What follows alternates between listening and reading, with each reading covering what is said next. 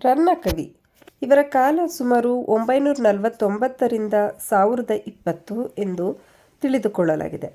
ಕನ್ನಡದ ಆರಂಭಿಕ ಮತ್ತು ಅತ್ಯಂತ ಪ್ರಸಿದ್ಧ ಕವಿಗಳಲ್ಲಿ ಒಬ್ಬರಾಗಿದ್ದರು ರನ್ನಕವಿ. ಅವರನ್ನು ಆದಿಕವಿ ಪಂಪ ಮತ್ತು ಪೊನ್ನ ಜೊತೆಗೆ ಶಾಸ್ತ್ರೀಯ ಕನ್ನಡ ಸಾಹಿತ್ಯದ 3 ರತ್ನತ್ರಯಗಳು ಎಂದು ಪರಿಗಣಿಸುತ್ತೇವೆ.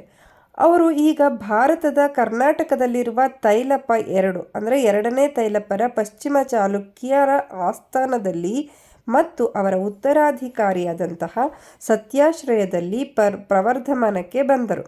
ರನ್ನ ತನ್ನ ಅತ್ಯಾಧುನಿಕ ಶೈಲಿ, ಸಮರ ವಿಷಯಗಳು ಮತ್ತು ಆಳವಾದ ಜೈನ ಪ್ರಭಾವಕ್ಕೆ ಹೆಸರುವಾಸಿಯಾಗಿದ್ದನು. ಅವರು ತಮ್ಮ 2 ಪ್ರಮುಖ ಉಳಿದಿರುವ ಕೃತಿಗಳಿಗೆ ಹೆಸರುವಾಸಿಯಾಗಿದ್ದಾರೆ. ಸಾಹಸ ಭೀಮ ವಿಜಯ ಮತ್ತು ಜೈನ ಧರ್ಮದ 2ನೇ ತೀರ್ಥಂಕರನ ಬಗ್ಗೆ ಅಜಿತನಾಥ ಪುರಾಣವನ್ನು ಇವರು ರಚಿಸಿದ್ದಾರೆ. ರನ್ನ 949ರ ಸುಮಾರಿಗೆ ಕನ್ನಡದ ಜೈನ ಕುಟುಂಬದಲ್ಲಿ ಜನಿಸಿದನು. ಬಹುಶಃ ಆಧುನಿಕ ಕರ್ನಾಟಕದ ಪ್ರದೇಶದಲ್ಲಿ ಅವರ ಜನ್ಮಸ್ಥಳದ ಬಗ್ಗೆ ವಿವರಗಳು ಬದಲಾಗ್ತವೆ. ಸಂಪ್ರದಾಯಗಳು ಮುಧೋಳ ಇಂದಿನ ಬಾಗಲಕೋಟೆ ಜಿಲ್ಲೆಯಲ್ಲಿ ಇರುತ್ತೆ ಎಂದು ಸೂಚಿಸುತ್ತೆ.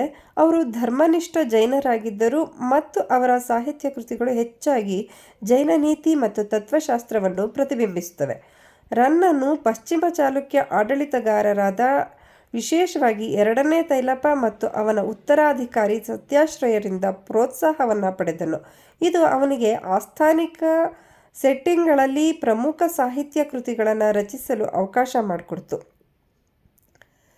ಇನ್ನು ಬರಹಗಾರರಾಗಿ ರನ್ನನ ಆರಂಭಿಕ ದಿನಗಳಲ್ಲಿ ಪಶ್ಚಿಮ ಗಂಗಾ ರಾಜವಂಶದ ಪ್ರಸಿದ್ಧ ಮಂತ್ರಿ ಚಾವುಂಡರಾಯ ಅವರನ್ನು ಪೋಷಿಸಿರಬಹುದು. ಸಾಮ್ರಾಜ್ಯಶಾಹಿ ಪಶ್ಚಿಮ ಚಾಲುಕ್ಯ ಸಾಮ್ರಾಜ್ಯದ ಉದಯದೊಂದಿಗೆ ರನ್ನನು ರಾಜನಾದಂತಹ 2ನೇ ತೈಲಪ ಮತ್ತು ಅವನ ಉತ್ತರಾಧಿಕಾರಿ ರಾಜನಾದಂತಹ ಸತ್ಯಾಶ್ರಯನ ಆಸ್ಥಾನದಲ್ಲಿ ಪ್ರಮುಖ ಕವಿಯಾದನು.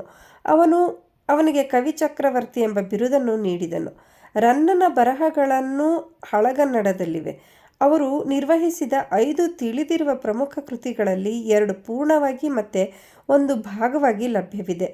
ಅವುಗಳೆಂದರೆ ಅಜಿತನಾಥ ಪುರಾಣ, ಪರಶುರಾಮ ಚರಿತೆ, ಸಾಹಸ ಭೀಮ ವಿಜಯ, ರನ್ನಕಂದ ಮತ್ತು ಚಕ್ರೇಶ್ವರ ಚರಿತೆ ಅಳಿದು ಹೋಗಿವೆ.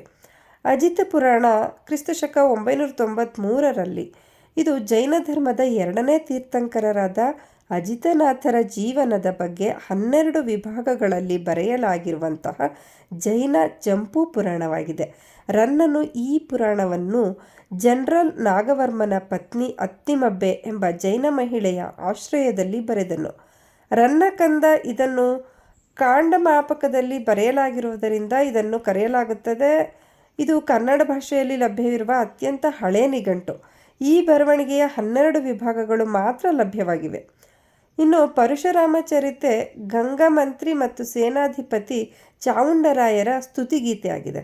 ಕವಿ ತನ್ನ ಪೋಷಕನನ್ನು ಎಷ್ಟು ಗೌರವದಿಂದ ನಡೆಸಿಕೊಂಡಿದ್ದನೆಂದರೆ ಅವನು ತನ್ನ ಪೋಷಕನ ಗೌರವಾರ್ಥವಾಗಿ ತನ್ನ ಮಗನಿಗೆ ರಾಯ ಎಂದು ಹೆಸರಿಸಿದ್ದೇನೆ ಅಂತ ಹೇಳ್ಕೊಂಡಿದ್ದಾನೆ. ಇನ್ನು ಸಾಹಸ ಭೀಮ ವಿಜಯ ಅಥವಾ ಗದಾಯುದ್ಧ ನಿಸ್ಸಂದೇಹವಾಗಿ ರನ್ನನ ಭವ್ಯ ಕೃತಿ. ಇದು ಪ್ರಮುಖ ವ್ಯಕ್ತಿಗಳ ಶೌರ್ಯವನ್ನು ವಿವರಿಸುವಂತಹ ವೀರತ್ವದ ಕುರಿತಾದ ಬರವಣಿಗೆ ಯುಗದಲ್ಲಿ ಸಾಧಿಸಲ್ಪಟ್ಟಿದೆ. ಕ್ರಿಸ್ತಶಕ 1000ರ ಸುಮಾರಿಗೆ ಬರೆಯಲಾಗಿದೆ. ಕೆಲವು ವಿದ್ವಾಂಸರು ಇದನ್ನು ಹೆಚ್ಚು ಕಿರಿಯ ರನ್ನನ ಉತ್ಪನ್ನವೆಂದು ನಂಬುತ್ತಾರೆ. ಇದು ಭಾಷೆಯ ಶಾಶ್ವತ ಶ್ರೇಷ್ಠ ಕೃತಿಗಳಲ್ಲಿ ಒಂದಾಗಿದೆ. ಅಲ್ಲಿ ಕವಿ ತನ್ನ ಪೋಷಕ ಚಾಲುಕ್ಯ ರಾಜ ಸತ್ಯಾಶ್ರಯದ ಶೌರ್ಯವನ್ನು ಹಿಂದೂ ಮಹಾಕಾವ್ಯ ಮಹಾಭಾರತದ ಪಾಂಡವ ರಾಜಕುಮಾರ ಭೀಮನಿಗೆ ಹೋಲಿಸುತ್ತಾನೆ. ರನ್ನನು 941ರಲ್ಲಿ ತನ್ನ ಪೋಷಕ ಚಾಲುಕ್ಯ ರಾಜರಾದಂತಹ ಅರಿಕೇಸರಿ ಅವರ ಶ್ರೇಷ್ಠ ವಿಕ್ರಮಾರ್ಜುನ ವಿಜಯದಲ್ಲಿ ಪಾಂಡವ ರಾಜಕುಮಾರ ಅರ್ಜುನನಿಗೆ ಹೋಲಿಸಿದ ಆದಿಕವಿ ಪಂಪನಿಂದ ಪ್ರಾರಂಭಿಸಿದ ಪ್ರವೃತ್ತಿಯನ್ನು ಮುಂದುವರಿಸ್ತಾನೆ. ಭಾಸದ ಊರುಭಂಗ ಮತ್ತು ವೇಣಿ ಸಂಹಾರ ಅಥವಾ ಭಟ್ಟನಾರಾಯಣ ಮುಂತಾದ ಹಿಂದಿನ ಬರಹಗಳಿಂದ ರನ್ನ ಸ್ಫೂರ್ತಿ ಪಡೆದಿರಬಹುದು ಎಂದು ಒಪ್ಪಿಕೊಂಡರೂ ಗದಾಯುದ್ಧವು ತನ್ನದೇ ಆದ ಸ್ವಂತಿಕೆಯನ್ನು ಹೊಂದಿದೆ ಎಂದು ವಿದ್ವಾಂಸರು ಒಪ್ಪಿಕೊಳ್ಳುತ್ತಾರೆ. ಕುರುಕ್ಷೇತ್ರದ ಯುದ್ಧ ಭೂಮಿಯನ್ನು ಹಿಂಬಾಲಿಸುವ ಮತ್ತು ಕೌರವ ರಾಜಕುಮಾರ ದುರ್ಯೋಧನ ಅವನ ಸನ್ನಿಹಿತ ಸಾವಿನ ಬಗ್ಗೆ ಎಚ್ಚರಿಸುವ ರನ್ನನ ವಯಸ್ಕ ಹಿಮ್ಸ್ ಬಳಕೆಯ ನಡುವೆ ಮತ್ತು ನಂತರದ ದಿನದ ಪ್ರಸಿದ್ಧ ಇಂಗ್ಲಿಷ್ ನಾಟಕಕಾರ ಶೇಕ್ಸ್ಪಿಯರ್ನ ಮಾಟಗಾತಿಯರ ವಿವರಣೆಯ ನಡುವೆ ಆಧುನಿಕ ವಿದ್ವಾಂಸರು ಹೋಲಿಕೆಗಳನ್ನು ನೋಡ್ತಾರೆ. ಕೆಲವು ವಿದ್ವಾಂಸರು ಗದಾಯುದ್ಧವನ್ನು ಚಂಪೂ ಕಾವ್ಯ ಎಂದು ಪೂರ್ಣಗೊಳಿಸುವ ಮೊದಲು ನಾಟಕವಾಗಿ ಕಲ್ಪಿಸಿಕೊಂಡಿರಬಹುದು ಕೂಡ ನಂಬ್ತಾರೆ. 18 ದಿನಗಳ ಯುದ್ಧದ ಕೊನೆಯ ದಿನದಂದು ಭೀಮ ಮತ್ತು ದುರ್ಯೋಧನರ ನಡುವಿನ ಗದೆಗಳ ಯುದ್ಧದ ಸುತ್ತ ನಿರೂಪಣೆಯ ವಿಷಯವು ಕೇಂದ್ರೀಕೃತವಾಗಿದ್ದರೂ ಯುದ್ಧಕ್ಕೆ ಕಾರಣವಾದ ಪ್ರಮುಖ ಘಟನೆಗಳು ಮತ್ತು ಯುದ್ಧ ಭೂಮಿಯಲ್ಲಿ ನಡೆದ ಘಟನೆಗಳ ಬಗ್ಗೆ ಓದುಗರಿಗೆ ಅರಿವು ಮೂಡಿಸಲು ಕವಿ ಆಧುನಿಕ ಸಿನಿಮಾದಲ್ಲಿನ ಫ್ಲ್ಯಾಶ್ ಬ್ಯಾಕ್ಗಳಂತೆಯೇ ತಂತ್ರವನ್ನು ಬಳಸುತ್ತಾನೆ. ಭೀಮನು ನಿಸ್ಸಂದೇಹವಾಗಿ ತನ್ನ ಶತ್ರುವನ್ನು ಕೊಂದು ಯುದ್ಧದ ಮೊದಲು ದುಶ್ಯಾಸನನ ಕೈಯಲ್ಲಿ ತನ್ನ ಪತ್ನಿ ದ್ರೌಪದಿ ಅನುಭವಿಸಿದ ಅವಮಾನಕ್ಕೆ ಸೇಡು ತೀರಿಸಿಕೊಂಡ ದಿನದ ನಾಯಕ. ಆದಾಗ್ಯೂ ರನ್ನನು ದುರ್ಯೋಧನನನ್ನು ಮಹಾನ್ ಆತ್ಮ ಎಂದು ಕೌಶಲ್ಯದಿಂದ ಚಿತ್ರಿಸುತ್ತಾನೆ. ಅವನು ತನ್ನ ಪಾಪಗಳ ಹೊರತಾಗಿಯೂ ಯುದ್ಧಭೂಮಿಯಲ್ಲಿ ಧೈರ್ಯಶಾಲಿ ಕ್ಷತ್ರಿಯನಾಗಿದ್ದನು ಮತ್ತು ಕರ್ಣನಿಗೆ ನಿಜವಾದ ಸ್ನೇಹಿತನಾಗಿದ್ದನು.